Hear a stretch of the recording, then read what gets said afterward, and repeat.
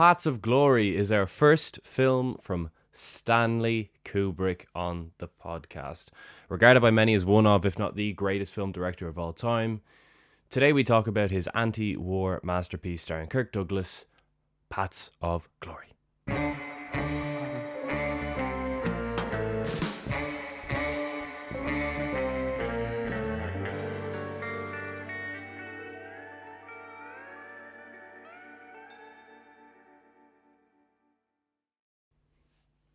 Hello everybody, welcome back to the Golden Hour Film Podcast. I'm Harry Bailey and I'm joined by my co-host, not guest host, Shane Mulvaney. Shane, how are you?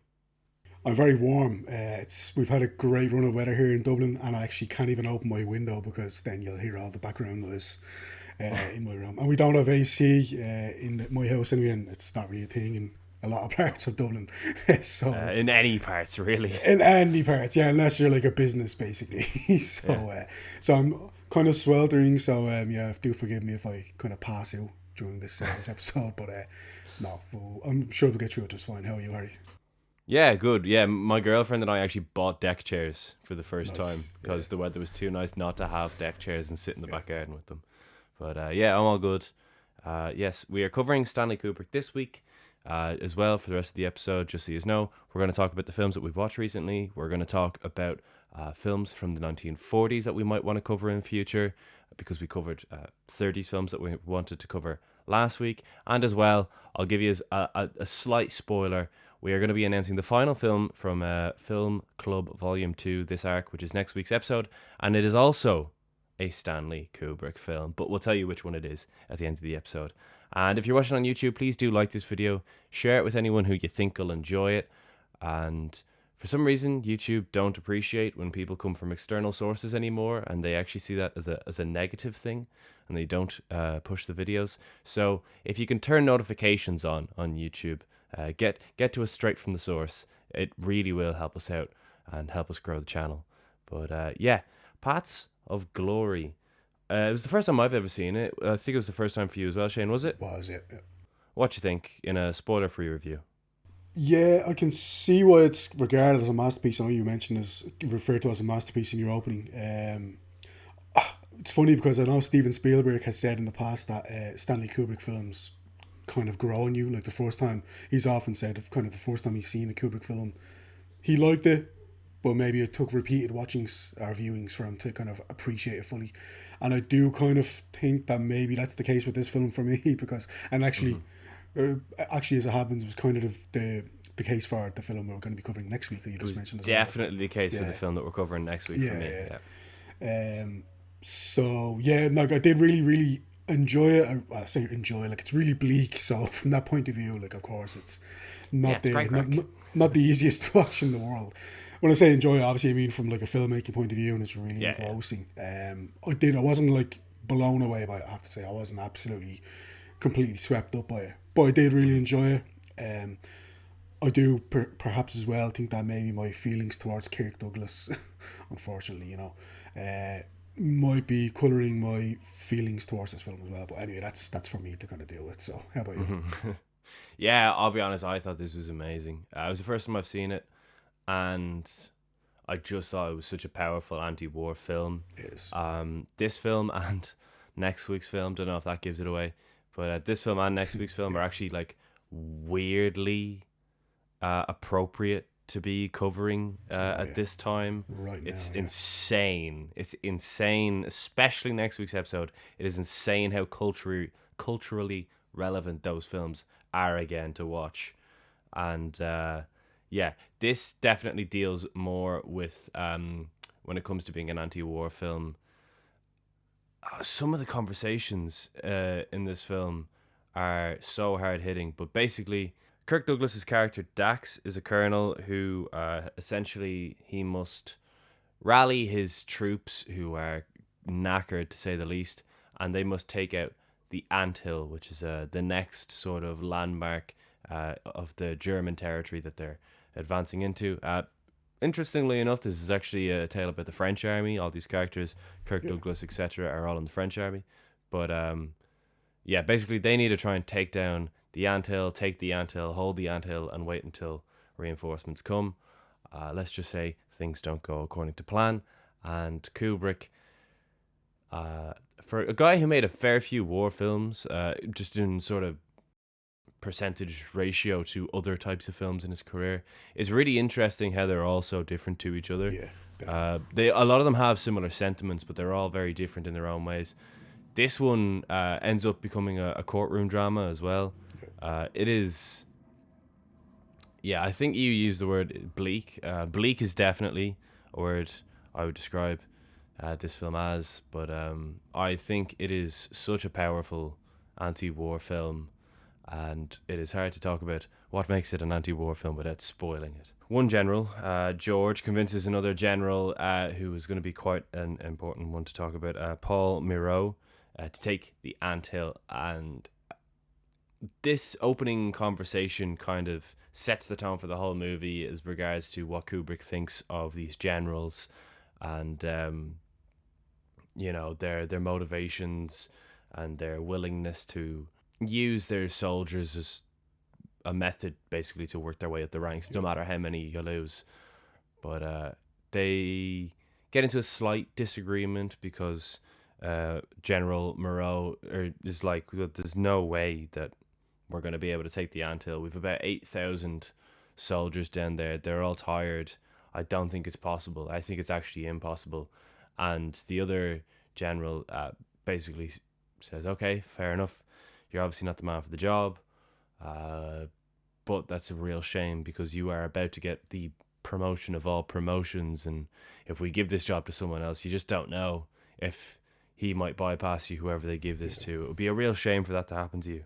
And as soon as that happens, the ball gets rolling for this movie, and we instantly figure out General Moreau's motivations, and then we see him going through the trench in this long take, and from there I'm like, wow, okay, yeah, this is a Kubrick film. I watched Fear and Desire as well. At no point in that film could you tell that Stanley Kubrick directed it.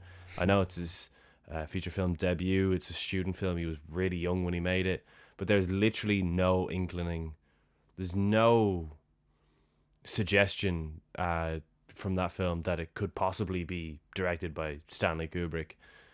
Whereas this one, as soon as you see Moreau walking through the trench and he's basically following the camera head on, having these discussions with troops either side of him and explosions going on in the background, it's like, yeah, this is Kubrick. This is an early Kubrick film, and you can tell straight away that it is Kubrick. Yeah. My reservations about Kirk Douglas aside, he is brilliant in this film. Mm-hmm. Was a great actor, whatever else anyone wants to say about him. Feel free to say it, as far as I'm concerned. But so Dax is very upset once he hears Moreau's plan because his troops just lost 29 of his troops the previous day in another battle. So he knows straight away what this game is. Like, he puts up the best fight he can, but he knows, right, we're just going to be collateral. He's like, listen, we're going to lose at least half our men that are left. And then Moreau then threatens to put him on furlough. It's like, listen, you're not going to have a career in the army if you don't back down, if you don't do what I tell you right now. Yeah, he basically manipulates him as well into being like, well, your men need you, and if you're the one who has to go out and take a rest, who is going to lead these men? Like, it basically insinuating that even if someone does come in and take these men, that they might not do as good a job as him, and they might just lead everyone to doom, and that will weigh on his conscience. There's a lot of people playing off a lot of other people's consciences in this film. Definitely. So a few of the lads, including a guy called Lejeune, go out and kind of scope the area, do a bit of recon, as it were.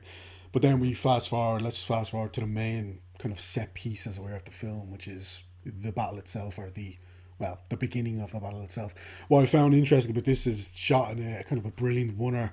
You're in the barracks, and it's, again, just so bleak. There's a sense of real foreboding, kind of, and there's an eeriness. There's these drums in the background, these army drums, and they are so haunting. They're actually like scary.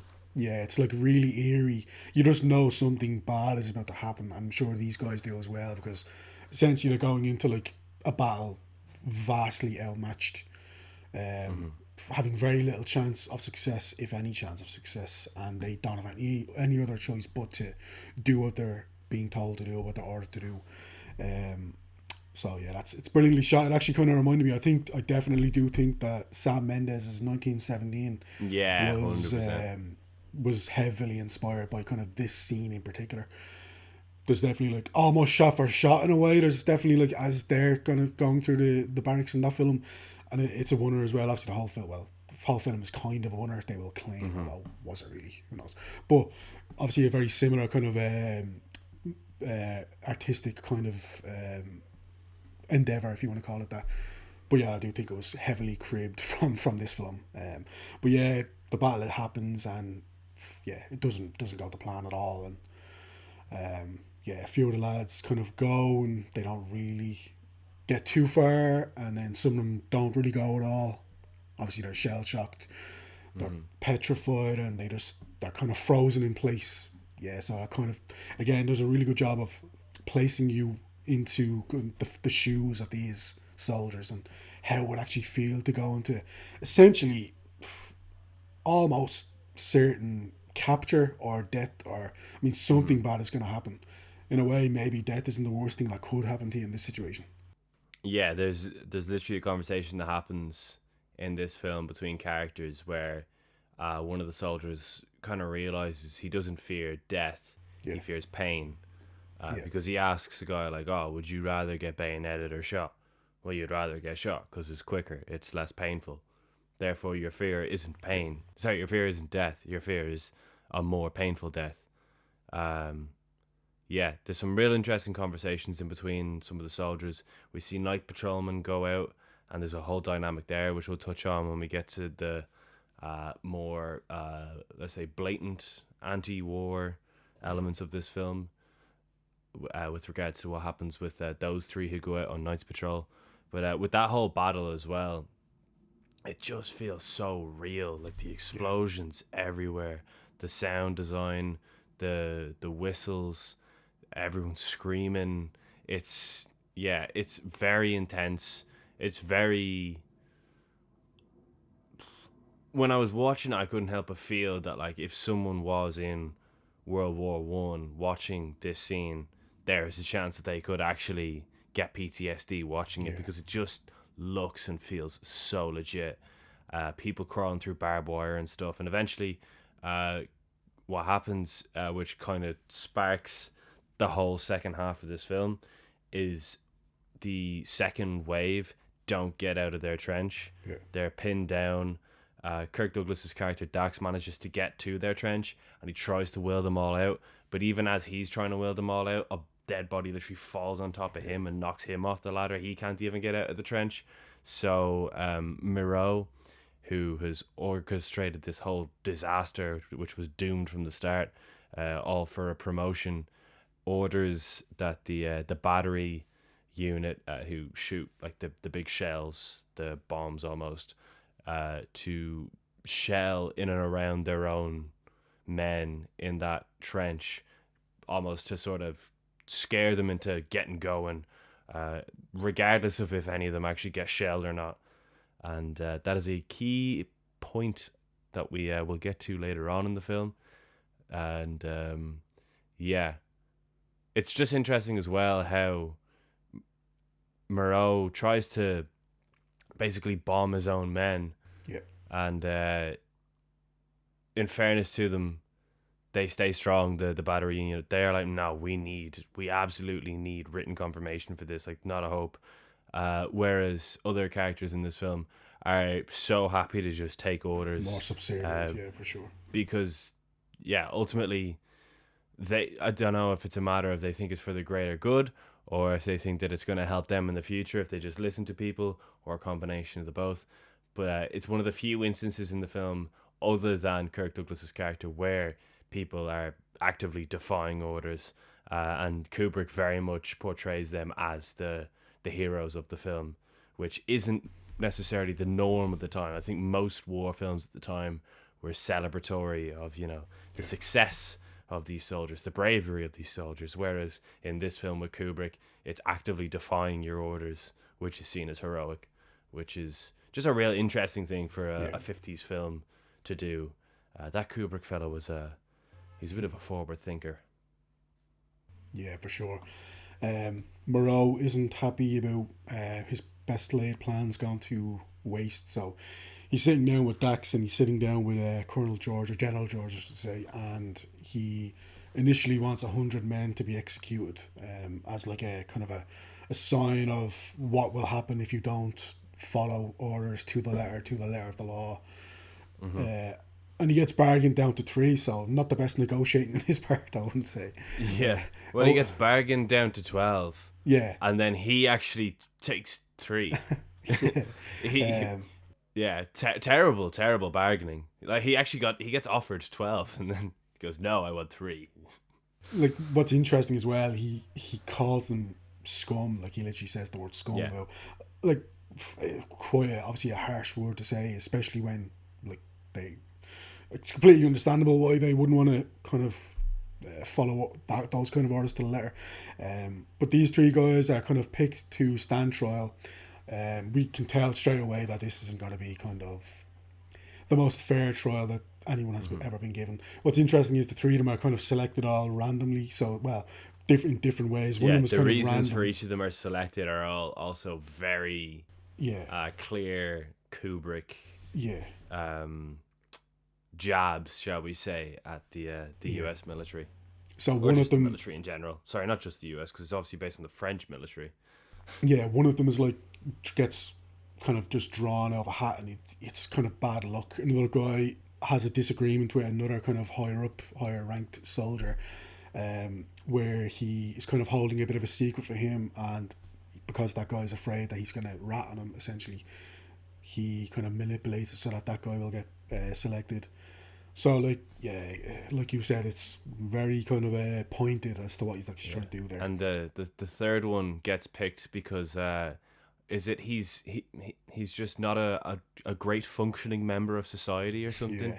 Basically, he just has like a speech impediment or something, and that's why he gets picked. Yeah, that's basically it. Like, it's very, very arbitrary, in a couple of instances at least. So yeah, once the show it's essentially a show trial. It's not a real trial. So Kirk Douglas's character Dax isn't allowed to provide evidence, isn't allowed to provide character witnesses, isn't allowed to provide anything. It's just it's a formality, is what it is. Yeah, and that show trial scene is, again, in terms of how just horrific it is, because you can tell that the outcome has been predetermined from the start. Like, there was never going to be another verdict but guilty. And even every time they try and stand up for themselves, every time Dax tries to stand up for them, the main guy kind of he has them on a short leash, let's put it that way. He just nips it in the bud kind of straight away, and he doesn't want to hear any of it. So it's pretty clear what was going to happen the whole time. Yeah, so they all get the death penalty for acts of cowardice. As well, it's worth noting that at one point Dax actually reads out one guy in particular has multiple medals of bravery, and they're like, well, what does that have to do with his acts of cowardice? So yeah, Dax is pleading with General George about trying to overturn these verdicts, and then he lays out that he's been investigating on his own, and Colonel Moreau essentially tried to have a bunch of his own men killed, and it's only because of the bravery of these kind of lower ranked soldiers that defied him on the battlefield that there would have been even greater casualties, and it would have even been a bleaker kind of outcome as the obviously the Battle of Ant Hill. And I think George doesn't really take it that seriously at the start, but kind of keeps it in his back pocket, and he kind of brings it up casually. But yeah, once we get to the actual executions, then it's bleak is the word I used at the start, and it could not be more bleak. It could not be more kind of sad.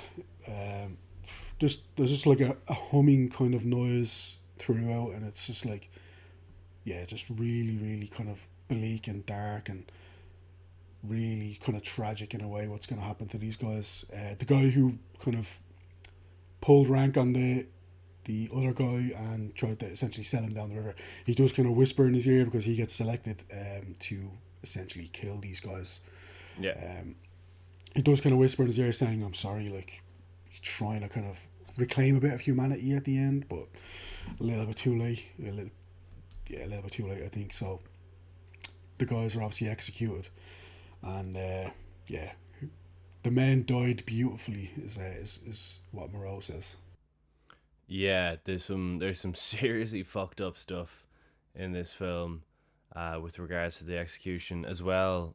The General George says prior to the execution, "Oh well, it'll be a tonic for the soldiers' morale. Sometimes you just need to see a few people get killed. It really does boost morale. Like what is a few deaths anyway? There's some mad lines in this. It's a really well written film. Yeah, But yeah, you're thinking the optimist in you thinks, oh, at some point, this George fella is gonna step in and say, okay, hang on, uh, you know, evidence has been brought to light that this fella Paul Moreau, he's not a good guy. This whole condemning people to death is a whole cover up for his own actions, his own flaws, and is a distraction. Because that is how films would go these days. That is the typical Hollywood stereotype film in that scenario. But no, the executions do happen, and this George guy does use it later on as a trump card. But because he also basically views these soldiers as scum, he's actually just there to. He actually does want to see them get killed again, just for the morbid excitement out of it. And then he'll play the trump card of the firing on your own men when he thinks it's actually important, which is just fascinating. That it's a really like this ending makes way more sense given these characters. It's very bleak, obviously, but he doesn't value these soldiers' lives. No. Why would he save them? He doesn't care about them. He also wants to just see a few people get killed to boost his morale, which is an insane thought. But it's yeah, it's not the ending of the film, but we're very close to the ending. But yeah, it just makes way more sense that it goes this much darker, bleaker, non-conventional way. I'm sure the studio executives loved it. Yeah. So Moreau gets relieved of his duties, and then Dax gets offered the job by General George, and he very, very angrily refuses it and is kind of apoplectic that he would even be asked, and he's trying to plead with George about kind of this didn't even need to happen, etc., etc.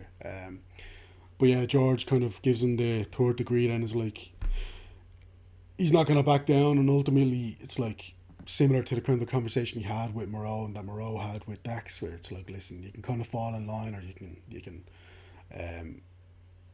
kind of pay the price essentially.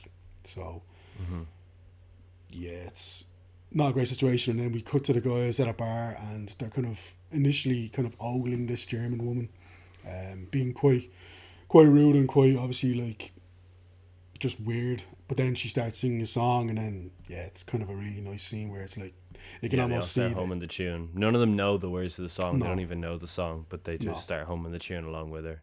Yeah, and it's almost like just a moment of kind of humanity creeps back into their lives at exactly the right moment in a way, because they've all been through this ordeal. First off, well, I'm sure they've been fighting for a long time, but they just lost a bunch of their friends and comrades at Ant Hill. Then they've had to watch these executions.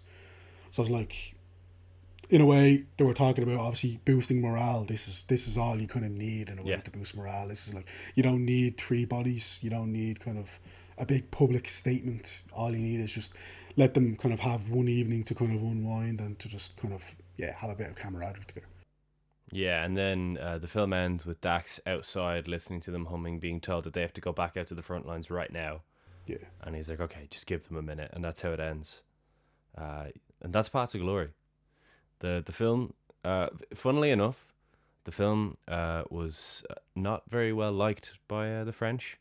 The French army very much outwardly condemned this film, as a result of which it was pulled from the Berlin Film Festival.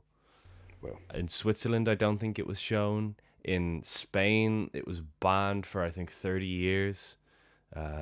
Yeah, very, very unlike that Kubrick fella to be controversial. But hey, I guess he's controversial on this occasion. But yeah, that's Paths of Glory. I think this film's amazing. I think it's really impactful. It's very bleak, but I think to tell the message that he wants to tell, that film needs to be bleak, and it's a very appropriate film to be covering in this day and age. Yeah, it's just class to be covering Kubrick. He's not a director who, there's a lot in his films when it comes to dialogue and individual moments on camera. There's certain, even how he blocks certain scenes, where there's one particular moment where Dax is speaking to Miro in the trenches, and they just have a guy. I feel like Wes Anderson does stuff like this quite well. There's just a random guy in the front of the shot with his hands in his ears, just ducking for cover, waiting for a bomb, and a bomb then does go off. But those shots kind of set you up for, you just don't know what's going to happen in this film. A bomb could go off anywhere. Yeah. Anyone could die when we're in the trenches, that is, or in the courtroom. But yeah, I'm just a huge fan of this film. I've literally only just watched it there for the first time. And it is interesting. I do think a lot of Kubrick's films are films that grow on you.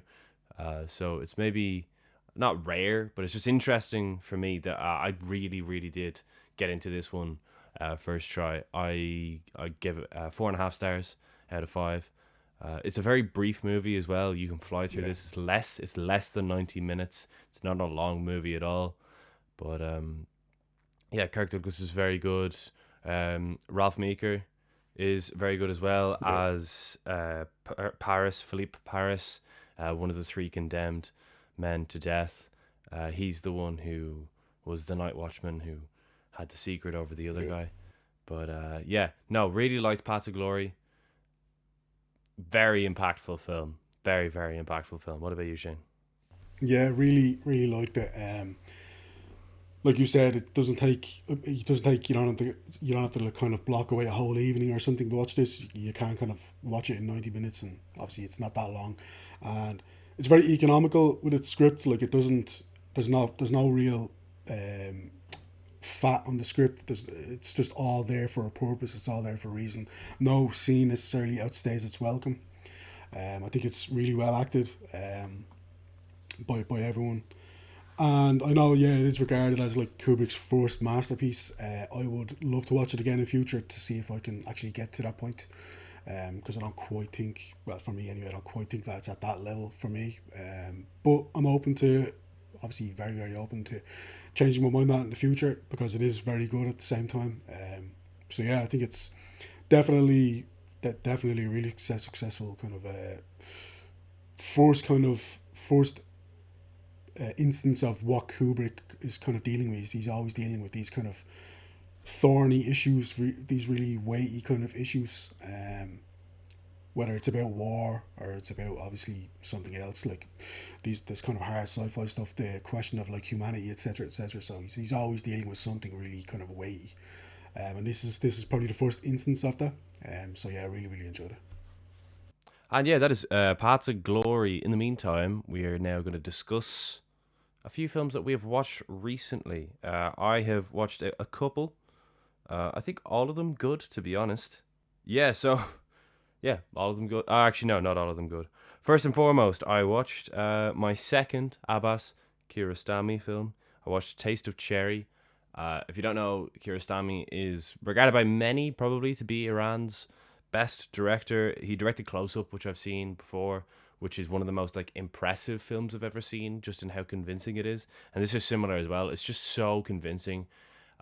It's I don't know if you can discuss the plot of this on YouTube, but basically a man is looking to commit a certain act. He wants to end his life, but because he lives in a Muslim country, and because he is a Muslim, he can't do that legally, or else like there will be serious repercussions. So he's trying to find someone to hide his body after he does it, and he's driving around just areas in and around Tehran in Iran, trying to find someone who is willing to bury his body. First of all, he meets this young soldier and he tries to convince him. Then he meets a guy who's training up to become a priest. And then finally he meets a really, really interesting guy. And that's all I'm going to say about it. It's visually gorgeous. It's weird. It's a funny motif in Kiarostami's films, the zigzaggy roads. He loves a zigzaggy road. There's a lot of zigzaggy roads in this film, and they all just look nice. But yeah, the ending as well is, if you've never seen a Kiarostami film before, it'll probably really catch you off guard. So I don't know if I'd recommend this as anyone's first Kiarostami film. I probably would say Close Up will be the best one to watch first, or this next one that I'm about to discuss. But yeah, the ending is, let's just say, controversial. It's an interesting choice.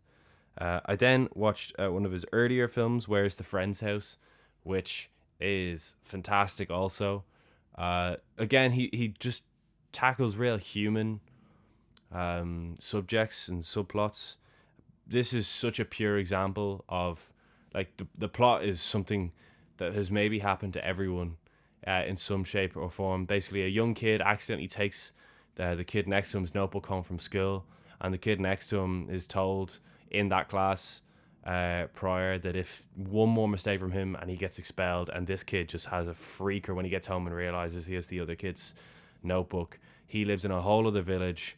This is obviously in the 80s in Iran, in a not particularly built up area, so it's not like there's any way of him figuring out how to find his friend, hence the name of the film.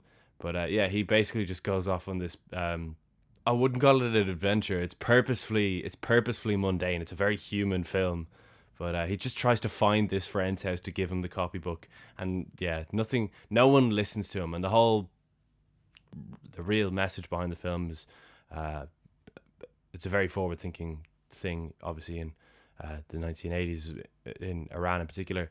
But kids should be heard as well as seen. Nobody is listening to this kid when he's telling them how important this is, because his friend's going to get expelled from school, and they're all just telling him to do his homework or shut up or go do this job or go do that job, and he's freaking out and no one's listening to him except for the other kids. Once he finds other kids in the village or in the other village, or they're the ones who are like, oh, if you go here and then you go there, then you might know this person. It's just, yeah, real interesting messages about how young people, or at least how Kiarostami viewed like young people versus old people who are very set in their ways. Really interesting film. And all the kids in this are all great actors. They all do a great job. I then watched Deep Cover. Not the Deep Cover from 2025. The Deep Cover from 1992 with Lawrence Fishburne, Jeff Goldblum, and it is amazing. A blaxploitation undercover cop film that gets really dark, really mean, really dirty. It's so stylish. It's genuinely unequivocally some of the best costuming I've ever seen of a character. Every single fit Lawrence Fishburne wears in this film is iconic. He is so well dressed in this film. It is incredible. The music is class. Obviously, the song Deep Cover by Dr. Dre and Snoop Dogg goes so hard. It's an amazing film. Really, really liked it. One of the darker, seedier, grittier undercover cop films I've seen. Really enjoyed it. And then last but least, Fear and Desire by Stanley Kubrick. It's not very good. It's not very good. I don't really have much to say other than it's just big bang a student film off it. People have a conversation, and then we cut to them in a slightly different location just because they've walked 5 feet, and then they continue the same conversation. You can tell he had some good ideas, but just the stilted acting, the lack of any real direction, the writing is so bad. It's a student film. It's one of those trivial things that this film was somehow directed by Stanley Kubrick, but it's like, I'm sure if every long film that every director made was released when they were younger, everyone would have a bad film, surely. No one only makes perfect films. But yeah, this film is not very good and will only ever be watched for the rest of time because it is Stanley Kubrick's first film, not because the film's any use. What about you, Shane? Yeah, no, just on that, Martin Scorsese's he's my favourite director of all time, and his first two films aren't anything amazing at all, really. So yeah, it happens. For me, I actually really enjoyed every movie I watched over the last week, funny enough. I'm going to start off with the Pirates of the Caribbean, the first three films. So The Curse of the Black Pearl. So good. Dead So Man's great. Chest, and then At World's End. I'm just going to take them all as one, right? Because I actually had never seen a Pirates of the Caribbean film before this week. So just like, fuck, I'll just jump in. Funny enough, I gave all three of them 3.5 stars. Really enjoyed all of them. So it's kind of, I'm just going to talk about them all. Look, I really... Sorry.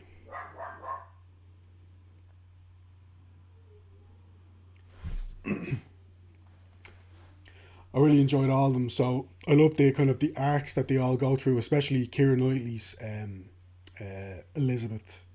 And I think Orlando Bloom, I did mention last week in Deep Cover, and I really enjoyed his performance in that. I do think he's kind of wooden at the very certainly in the first film, but he does get better as it goes along. He grows into them. He does. He grows into them. Will Turner. But by At World's End, he's actually pretty charismatic, and he's doing a good job. But yeah, like it's a cavalcade of just great actors like Jeffrey Rush, Stellan Skarsgård. Man, I could talk all day, but there's loads and loads of great actors, and Gore Verbinski knows how to direct an action sequence. Fair play to that guy. Yeah. He's very stylish. There's a lot going on, but like at no point does it feel like it's just a bunch of random stuff happening. Like it's all has a purpose. You kind of know where you are at every kind of point as well. And there's like every action sequence, the way it's blocked, it actually does have like a beginning, a middle, and an end in a way. Like it's just like I said, a bunch of random stuff happening. So fair play, and I really enjoyed them. I know the perception or the kind of belief is that it kind of goes a bit downhill from those first three films. Yeah, that's what I've heard as well. I only watched the first three as well. Oh, did you? I haven't seen 4 or 5 because everyone told me just stop at 3. Yeah, I might just. I'm sure I will get to them eventually, but I might take my time getting to them. I mentioned, I think, a couple of weeks ago that I had seen 28 Days Later, which I absolutely loved. It was an amazing film. I've since seen 28 Weeks Later, which is the sequel, not directed by Danny Boyle and not directed by Alex Garland. They were involved in an executive producer capacity. But this is like, it's kind of a weird sequel. So it's, for some reason, Juan Carlos Fresnadillo is director of this. It's very kind of American centric kind of film sequel, even though it's still set in Britain. So the American military, and this is, I can understand why you would go down this direction, but the American military essentially have seized control of kind of Britain, and they're trying to stamp out this rage virus once and for all. So I can understand like American overreach from that point of view. You want to tell a story about that? Jeremy Renner plays like an American kind of soldier. Very, very weird film. The opening scene is genuinely incredible, an absolute banger. Has one of my favorite jump scares I've ever seen. I literally jumped out of my pants at this jump scare. I did not see it coming at all. Robert Carlyle's character in this is just the most cowardly person you could ever think of. I'm not going to say how or why, but man, like, talk about your protagonist, your supposed protagonist of the film. The most cowardly person you could think of. I really respect that choice. The problem is the film just, every time something interesting would happen, then you just get another 15 minutes of just boring stuff, and then something great would happen, and then you have another 10 minutes of boring stuff. So it feels like a bit of a missed opportunity to kind of really make an effective sequel. I know they haven't really retconned it with 28 Years Later, which is what I'm going to talk about now. 28 Years Later is the follow-up from Danny Boyle, directed by Danny Boyle, written by Alex Garland. It's not like a direct sequel in the sense that they have the same characters, but it's set in the same world. It's 28 years after 28 Days Later. Really, really, really love this film. One of my favourite films of the year. Aaron Taylor-Johnson, Jodie Comer is great, about great. Alfie Williams is essentially the lead of the film. He's this 12-year-old kid who's like he's figuring out this world. Like, he obviously has never known a world other than this world, but he's figuring out how to kind of live in this world beyond the kind of protected. He essentially lives in this kind of commune place where it's essentially a community. If you've seen The Last of Us, think about Jackson in, I think it's Wyoming, maybe. But anyway, essentially think of a place called Jackson from those video games and then the TV show. It's essentially kind of a similar place as that, but then when they go out into the world where you essentially could get bitten by zombies, there's infected all over the place, and it's about how he kind of navigates that world. It's brilliant. Ray Fiennes, oh man, again, talk about one of the great actors on the planet. Like, that guy is so amazing. I'm not even going to get into what his character is. I don't want to spoil it for anyone, but man, talk about an original character, just I've never seen a performance like it. I've never seen a character really like it. Um, yeah, amazing kind of character and what he stands for. I'm not again. I'm not going to talk about it, but I love the kind of kills in this. I'm not going to talk too much about it, but I'll just say the ending is. It's been so funny seeing the reception, because obviously this is like a British horror series, right? It's been so funny seeing the reaction from people in Britain or Ireland, like we are here, who obviously have grown up consuming a lot of British culture and TV and stuff. So the ending is very horrific for a certain reason, which I cannot and will not spoil. But it's very, very funny seeing Americans completely miss the point of the ending. They just don't understand. It's not really their fault. They didn't necessarily. Yeah, I won't say why, but it's one of the most memorable endings I've seen in a long time. It's a crazy ending. I don't know how they got away with it. I don't know. I expect there's going to be people are going to have their opinions about it, but it sets up the sequel, which has already been shot and it's coming out next January, 28 years later, The Bone Temple it's going to be called. Directed by Nia DaCosta this time actually, but yeah, it sets that up really well, and then hopefully then they're planning on finishing off this kind of trilogy of 28 years later by bringing back Cillian Murphy's character into the final kind of installment of that. If so, I think this film looks like it's doing really well already, and if the sequel does well, I'm sure we'll get that greenlit. So hopefully, I really hope we do, because based on this film, I think they've got a lot of good shit up their sleeves. And finally, I want to say, obviously Zach Cregger's Weapons is coming out in a couple of months' time, maybe like next month by the time you see this video. But I know Barbarian was a film from a few years ago that he made. So class. It's an amazing film. It's so class. Like I've said before, I think that horror's like, I like a horror film, but it wouldn't be my go-to genre by any means. Which is funny because I just talked about 28 years later and stuff like that. But anyway, this is so creative. Again, so many rug pulls. I don't even like saying something has a twist, because that in itself is kind of a spoiler. But look, it's a horror film. Horror films, more than most kind of genres, tend to have twists and turns, etc. Yeah. So let's just say this: some of the twists in this are crazy. I didn't see them coming, and I love the casting in this. Justin Long is so good in this. Justin Long is great. Bill Skarsgård is great. Georgina Campbell is great, but Justin Long and Bill Skarsgård, I think people have kind of perceptions of those two guys based on the roles they've played in the past. So what I love about this, and actually a guy called Richard Brake as well, really good character actor. Those three guys really, you have kind of perceptions of them based on the roles you've seen them in before. So what I really love about Zach Cregger's casting, or whoever was responsible for the casting, is you go in with kind of preconceived notions of what their character is going to be, and the way the film kind of uses that to its advantage is so smart. Yeah. Because I won't again spoil what happens, but certain reveals and stuff. Yeah, it's when really, he starts measuring. It's so it is one of the best scenes in a horror film for me. It is so amazing when he just starts measuring. It's just so funny. Say. No, exactly. Yeah, it's so hilarious. And some of the shots as well. There's a scene where, it's kind of a sequence where it's following a guy around in a car, but then the camera is kind of staying in the same place in the car, so it's kind of following it throughout the day, and the way it's edited is so kind of it's so creepy.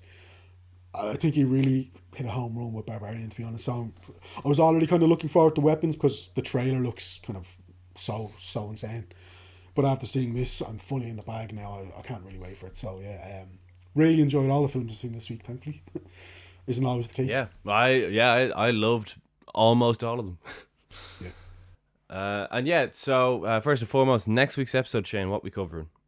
We are covering Doctor Strangelove, or to give it its full title, Doctor Strangelove, or How I Learned to Stop Worrying and Love the Bomb. quite mealy mouthed there, but obviously Stanley Kubrick's kind of riotous, crazy satire, comedy kind of satire on war, and this. It's a crazy film. It's amazing. Peter Sellers obviously plays 3 roles to insane effect. We'll talk about it all next week, obviously, but it's one of his most acclaimed films, and I think I definitely had yeah, we'll talk about it next week. But I definitely have opinions about it compared to the first time I watched it. Yeah, 100%. And before we go, we're going to talk about a few films from the 1940s that we might want to cover on the podcast. So if any of these films tickle your fancy, do let us know in the comments. Give us a few recommendations as well. And we're just going to, put out the feelers, see what we want to cover, see what you guys want us to cover. Because ultimately, there's a lot of films from the 30s, 40s, 50s, 60s. But, we don't have to necessarily push them all out. We can start covering them sooner rather than later. That being said, next month's arc, the only thing I'll say to you is very much 60s based. But for the 40s, first and foremost, there's a few films that you've seen that I haven't that I definitely want to cover. Obviously, 1940s, we're probably going to be maybe discussing a few films that we might cover for Noirvember this year. Yeah. But noir or not, I'd love to cover Out of the Past. I've never seen it. I was literally going to say that, yeah. Yeah, I'd love to cover White Heat. I've never seen that. And I've only just bought it on Blu-ray as well, so that'll be fun. The Killers looks class. Scarlet Street looks amazing. The Woman in the Window. As far as more noirs go, I would love to cover Gilda, which is directed by Charles Vidor, who we've never covered on the podcast before. And I've never seen Key Largo either, so definitely Key Largo would be on the possible list for me. I think with regards to ones that I've seen that you haven't, there's probably not many. I feel like we have a lot of crossovers, so I haven't seen The Red Shoes. Have you? No, I haven't seen The Red Shoes. I would love to cover The Red Shoes. Well, actually, I've seen this and you haven't, but I'd love to cover Black Narcissus because that's... I really want to cover that too. That's 100%. Yeah. Sullivan's Travels gets referenced a lot in the Criterion Closet, so that's definitely one I'd like to cover at some stage. There's so many films from the 40s. Odd Man Out is another one, directed by Carol Reed. That looks very, very good. It's set in Belfast as well, so that would be an interesting one. And then, last but not least, I'll say Mildred Pierce as well, because I have the Criterion 4K of it now. And High Sierra. I'll throw High Sierra in there. You haven't seen The Naked City, have you? No. The Naked City is an amazing film noir. That is so good, actually. Nice. What about you, Shane? What would you like to cover? And Gaslight. Sorry, and Gaslight. I really want to cover Gaslight. Yeah, from the 1940s, just going through it here. All the King's Men, actually, that's something I've had on the watch list for a while now. Yeah, it's on mine as well. Yeah, Robert Rotson's kind of political drama about a guy who rises to power and does some shady shit to stay there, which that doesn't sound appropriate to the real world at all. Let me see. Act of Violence, that's another one that I've been wanting to see for a while. Fred Zinnemann, I think that's fairly well kind of reviewed and stuff, and not the longest film at all. Red River, that's another. That's on my list, yeah. Yeah, Red River from Howard Hawks. That's actually one of the few kind of really well acclaimed Howard Hawks films that I haven't seen, so I would love to check that off the watch list. Every time I'm looking around for Howard Hawks film, I feel like I don't have the time. I'm looking at the run times and stuff, and it's like, look, I kind of need a shorter film if I'm gonna jump into it. But what else? Two that we've both seen that we will definitely cover are The Lady from Shanghai and The Treasure of the Sierra Madre. They are two films that we've both seen that we'll definitely cover, so don't worry about those two. Great show. I was going to say Out of the Past, but obviously you mentioned that. That's such a great film.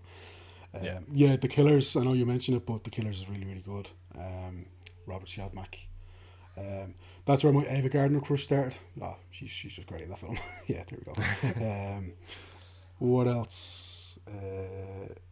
Just going through I'm actually going through Nathan Hale's watch list, believe it or not, from the 1940s to see. I'm sure he's seen a load of stuff that I haven't seen, so yeah, shout out Nathan Hale. Here we go. Sergeant York, that's another Howard Hawks film that I haven't seen, but I know Big Gary Cooper is in that, and yeah, be a nice return to the podcast for Big Gar. Mm-hmm. The Great Dictator. The Great Dictator is one I actually. Oh, that's an amazing film. That's so great. Yeah. Definitely would like to cover the Oxbow incident. That is amazing. It's such a class film, starring Henry Fonda and Dana Andrews. It is, what a hard hitting film! What an amazing ending. And as well, I'll shout out Cat People because Cat People's so weird. Nice. Love Cat People.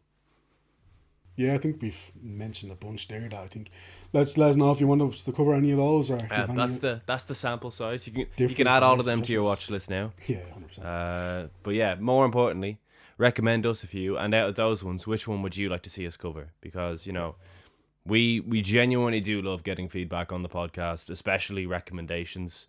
Shout out to there's a core group of you who are all great for the recommendations in the comments. And we appreciate them. If anything, we encourage them. We'd love to hear more of them. But that's a few films from the 1940s that we would love to cover on the podcast. But, we're just going to gauge what you guys think. And next week I reckon we'll maybe throw a few 50s ones out there. So stick around to the end of next week's episode if you want to hear us talk about a few 50s films we have seen, haven't seen, want to see, and want to cover on the podcast. But in the meantime, that was Paths of Glory. Next week is Dr. Strangelove, or How I Learned to Stop Worrying and Love the Bomb. And that was the Golden Hour Film Podcast. I've been Harry Bailey. I've been Shane Mahoney. And we'll see you all next week for the final film of Film Club Volume 2. Goodbye.